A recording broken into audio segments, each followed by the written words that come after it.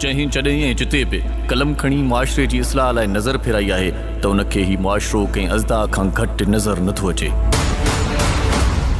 अहिड़नि किरदारनि सां ही पूरो मुआशरो भरियलु आहे। उन्हनि किरदारनि खे मेड़े चूंडे हिकु जॻह ते गॾु करे कंहिं आईने ॾेखारण जी कोशिशि कई आहे त उनजो अंजाम वॾो भयानक थींदो आहे। मूंखे कसम आहे पंहिंजी इज़त जो, जॾहिं इहे चोर ज़ाहिर थिया उन्हनि जे ख़ानदान खे ख़तम करे छॾींदुसि। हिकु तरफ़ आहे सजावल ख़ान त ॿिए तरफ़ आहे नवाब ख़ान, जेकी हिक ॿिए खे घटि ॾेखारण लाइ हर वक़्तु पंहिंजनि हथियारनि खे तेल हयूं वेठा आहिनि।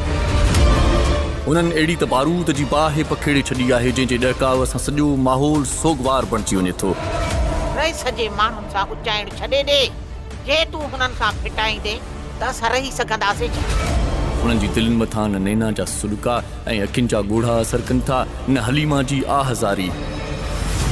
औरत इन्हनि जे हथनि जो हिकु रांदीको बणिजी चुकी आहे। उहा नैना जेका नवाब ख़ान जे कमदार लीमे जी धीउ आहे।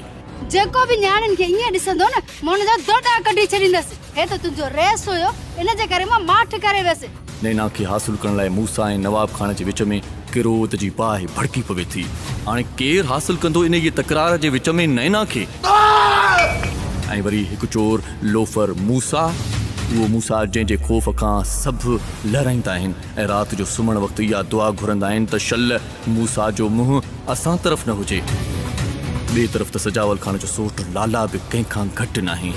लाला जी दहशत पंहिंजी आहे। अहिड़नि किरदारनि जी छिकताण त हिकु पासे, ॿिए पासे बहावल ऐं शहमीर इन्हनि ज़ालिमनि जी किरोध जी पठीअ में पची पची इंसान मां राकास बणिजी था वञनि। जिते मर्दनि जे विच में एॾी छिकताण हुजे, उते औरतुनि खे ॾुखनि ऐं पीड़ाउनि खां को बि बचाए नथो सघे। जिते हलीमा, नैना, राणी, सारा ऐं हाकिमज़ादीअ जहिड़ियूं न्याणियूं मर्दनि जे किरोध जे वर चढ़ियल हुजनि, उते शहरूअ जी शरारतुनि खां बि महफ़ूज़ रही कोन थियूं सघनि।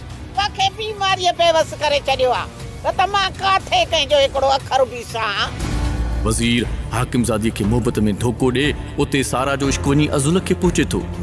जिते नैना मूसा खे हासिल करण लाइ अखियुनि में ख़्वाब सजायूं वेठी आहे, उते राणीअ जी दिलि में बि मोहबत जी जोत जले थी। उते हलीमा जूं अखियूं बि इश्क काण आतियूं आहिनि। पर जंहिं घर में लीमे जहिड़ा लालची पीउ हुजनि, उते धीअरूं कॾहिं बि पंहिंजी ज़िंदगी जूं ख़ुशियूं माणे न आहिनि सघंदियूं। पोइ छो न ज़रीना बेगम सवें सिंगार करे नवाब ख़ान जी दिलि खटण जी कोशिशि करे, पर चवंदा आहिनि त कठोर दिलनि मां सिर्फ़ु रत जी धप ईंदी आहे।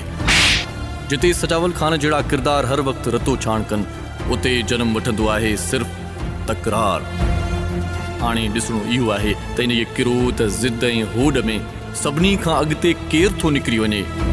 इहो सभु कुझु ॼाणण लाइ तव्हांखे ॾिसणो पवंदो सोप सीरियल तकरार।